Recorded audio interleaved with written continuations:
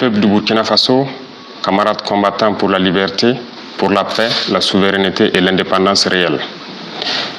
C'est un honneur et un plaisir pour moi de m'adresser à vous au seuil du nouvel an 2024 pour vous souhaiter aux Burkinabés de l'intérieur comme de l'extérieur, aux amis et aux partenaires du Burkina Faso, bonne et heureuse année 2024.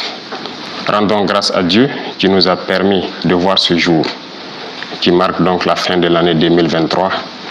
Prions également le bon Dieu pour ceux-là qui ont donné leur vie pour l'indépendance du Burkina Faso, dans la reconquête de notre territoire. Que leur âme repose en paix sur la terre libre du Burkina Faso. Nous prions également que Dieu accorde une santé à tous ceux-là qui aujourd'hui se retrouvent blessés du fait donc des leaders terroristes et qui ont mené le combat noble pour notre liberté. Nous sommes solidaires de toutes ces personnes qui ont dû quitter leur contrée, qui se retrouvent aujourd'hui personnes déplacées internes. Camarades, 2023 a été une année au cours de laquelle nous avons fait une analyse profonde de la situation du Burkina Faso. Une année au cours de laquelle nous avons posé un diagnostic profond des maux qui minent le Burkina Faso. Ce qui a amené de prendre des décisions importantes. Ces décisions ont été de briser les premières chaînes de l'esclavage, de l'impérialisme, du néocolonialisme. Parce que, dit-on, vous ne pouvez espérer retrouver votre objet perdu en faisant appel à l'aide à celui qui vous l'a dérobé. 2023 a été une année où beaucoup d'initiatives ont vu le jour. Le 11 décembre dernier, comme nous le résumions, à propos de tout ce que nous avons pris comme initiative dans le domaine de la défense, dans le domaine sanitaire, surtout aussi dans le domaine de l'autosuffisance alimentaire. Beaucoup d'initiatives de développement, d'industrialisation ont été lancées. C'est le lieu pour moi donc de saluer le peuple burkinabé pour sa résilience, pour avoir compris le sens du combat que nous menons, pour la reconquête du territoire et pour l'indépendance réelle du Burkina Faso. 2024 sera une année au cours de laquelle nous allons continuer ce combat. Nous allons continuer à briser les chaînes de l'esclavage, à briser les chaînes donc du néocolonialisme qui nous empêchent de connaître le bonheur. Au cours de cette année 2024, nous allons poursuivre les efforts de reconquête du territoire et amplifier la lutte. C'est pour cela que du côté de la défense, nous verrons la création donc de la première brigade de combat que nous avons dénommée, donc la brigade spéciale et d'intervention rapide qui regroupera les différents bataillons d'intervention rapide, un groupement de forces spéciales et un groupement spécifique. Cela, c'est toujours dans le sens de la réorganisation de notre armée, de sa réarticulation, de la relocalisation des différentes forces en mesure de faire face. Un plan d'équipement stratégique et un plan de réorganisation des différentes forces a vu le jour en 2023.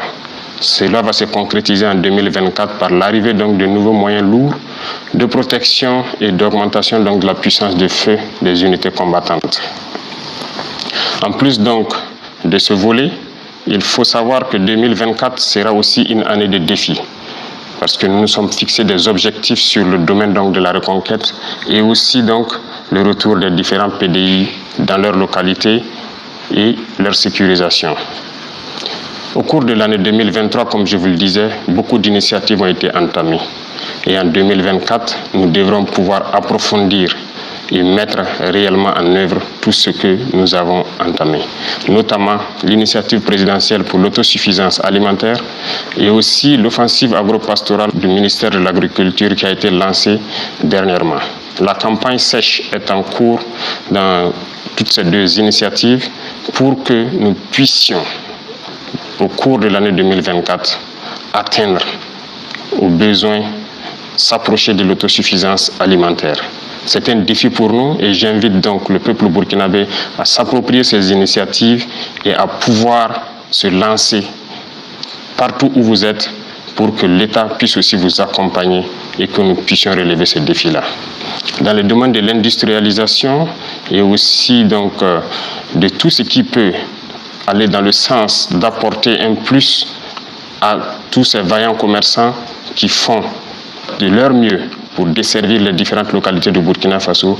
Beaucoup d'initiatives seront prises dans ce sens.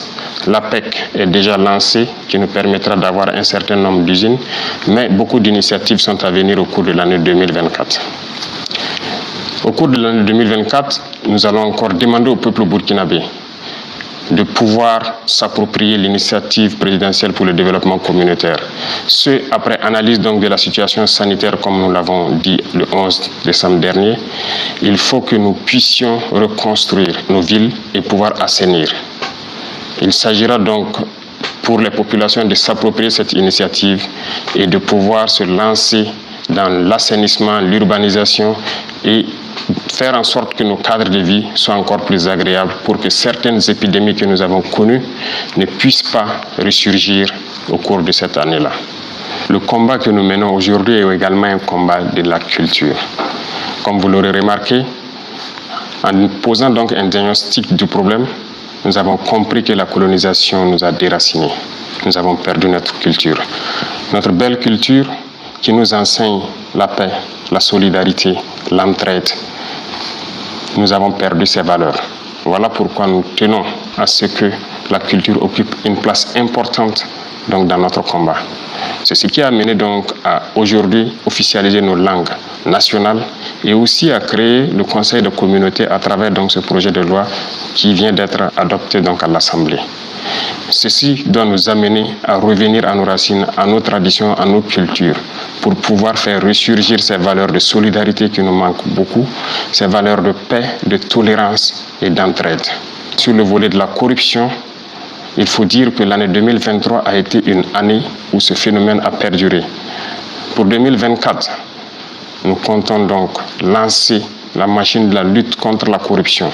C'est le lieu donc pour moi d'inviter toutes ces institutions et structures qui œuvrent donc dans la lutte contre la corruption à redoubler d'efforts pour qu'à jamais nous puissions bannir ce phénomène de notre société.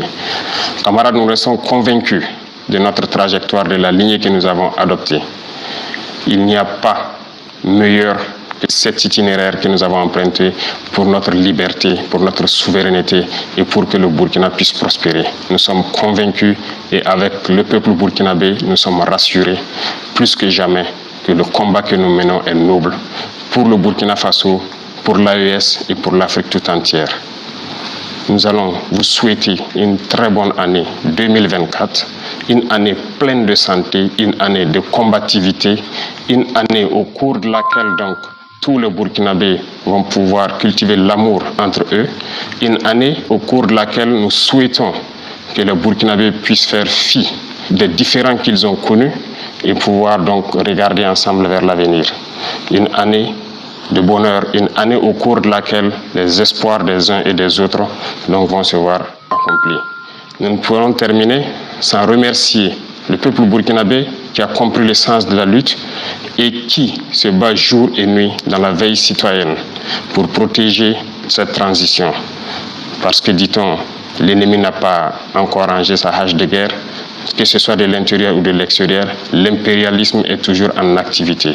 Merci au peuple burkinabé pour ce combat que nous menons et merci à tous ceux qui de près ou de loin nous soutiennent, qu'ils soient de l'intérieur, de l'extérieur, partout dans le monde, qui soutiennent le Burkina Faso dans cette lutte. Vive le Burkina Faso, que Dieu protège le Burkina Faso. La patrie ou la mort, nous vaincrons.